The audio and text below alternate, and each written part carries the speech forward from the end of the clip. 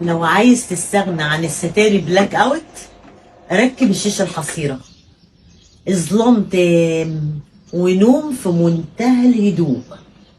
الشاشه الحصيره اهو، انزل كاننا بالليل، ومنع للصوت ومنع للضوضاء.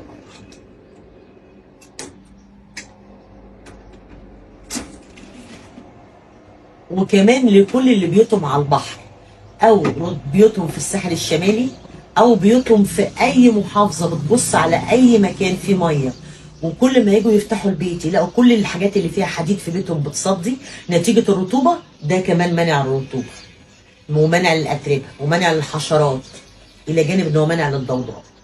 وكمان كل اللي عندهم ألمتال وعايزين يحسوا بامان